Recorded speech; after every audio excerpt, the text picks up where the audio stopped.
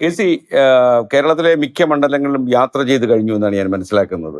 എങ്ങനെയാ ഒരു അവസ്ഥ ഇപ്പോൾ? വളരെ കോൺഫിഡൻസോട് പറയാം, UDF അനുകൂലമായിട്ടുള്ള ഒരു വേവ് തന്നെ കേരളത്തിലുണ്ട്. ഇപ്പോൾ 10 വർഷം LDF ഭരിച്ചു കേരളം. അപ്പോൾ അവർ ഒരുപാട് കാര്യങ്ങൾ അവകാശവാദമായി പറയുന്നുണ്ട് ഈ തെരഞ്ഞെടുപ്പ് കാലത്ത്. അപ്പോൾ ഈ വികസനങ്ങൾ ഒക്കെ ഇത്ര കൂടുതൽ നടപ്പാക്കിയെന്നൊക്കെ പറയുന്നു. അപ്പോൾ ഈ ഭരണവിരുദ്ധ വികാരം കേരളത്തിൽ നിലനിൽക്കുന്നുണ്ടോ? ഈ യാത്ര ചെയ്തപ്പം എന്താ തോന്നിയത്? തീർച്ചയായിട്ടും ഒരു പ്രധാനപ്പെട്ട ആസ്പെക്ട് UDF ഈ വലിയ കുതിപ്പിന് പ്രധാനപ്പെട്ട കാരണം ഭരണവിരുദ്ധ വികാരം തന്നെ. 10 കൊല്ലം ഭരിക്കുന്ന ഗവൺമെന്റ് ചില കാര്യങ്ങൾ ചെയ്തു എന്ന് പറയുന്നത് അതൊരു മേനിയല്ലല്ലോ. അത് ഓട്ടോമാറ്റിക്കലായി ഏത് ഗവൺമെന്റ് കാലത്തും ചെയ്യാവുന്ന കുറേ കാര്യങ്ങൾ അവരും ചെയ്തിട്ടുണ്ടാവും. പക്ഷേ പൊതുവായി ജനങ്ങളുടെ മുമ്പിലുള്ളൊരു ചിന്ത ഇവർ മാറണം എന്നുള്ളതാണ്. അത് പല കാര്യങ്ങളിലായിട്ട് ജനങ്ങളെ വെറുപ്പിച്ച സാഹചര്യങ്ങൾ ഉള്ളത് കൊണ്ടാണെന്നാണ് ഞാൻ മനസ്സിലാക്കുന്നത്. ഈ കഴിഞ്ഞ 5 കൊല്ലം പരിഗണിച്ചാൽ കെ.സി. കാണുന്ന ഈ സർക്കാരിന്റെ ഏറ്റവും ഭരണപരമായ വീഴ്ച എവിടെയാണ്? ജനങ്ങളെ വിശ്വാസത്തിലെടുത്തുകൊണ്ടുള്ള ഒരു പ്രവർത്തനം അവർ നടത്തിയിട്ടില്ല. കമ്മ്യൂണിസ്റ്റ് പാർട്ടിയുടെ യഥാർത്ഥമായിട്ടുള്ള ആശയങ്ങളിൽ നിന്നും ഡീവിയേറ്റ് ചെയ്തിട്ടാണ് അവരുടെ ഭരണം ഉണ്ടായത്.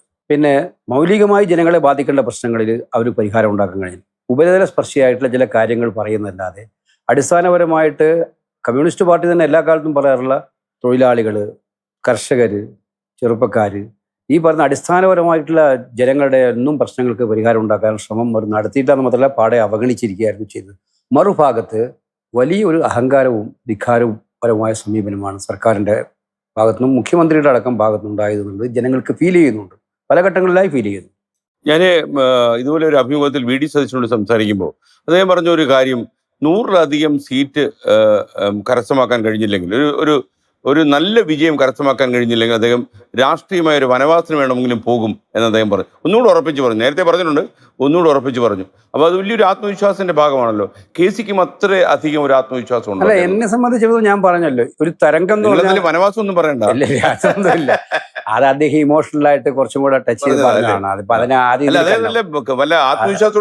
അതെ, അതുകൊണ്ട് അത് നമ്മളെ സംബന്ധിച്ചും ഞങ്ങൾക്ക് ഒരു വേവ് എന്ന് പറഞ്ഞാൽ എന്താണ്, സാധാരണഗതിയിലെ വിജയമാണെങ്കിൽ 75-80 സീറ്റുകളൊക്കെ പറയാം. വേവ് എന്ന് പറയുമ്പോൾ നേരത്തെ പറഞ്ഞാൽ 100 സീറ്റിന്റെ അപ്പുറത്തേക്ക് പോകത്തക്കണ്ണുള്ള രാഷ്ട്രീയ സാഹചര്യവും കാലാവസ്ഥയും കേരളത്തിലുണ്ട് എന്നുള്ളതാണ് മനസ്സിലാക്കാൻ കഴിയും.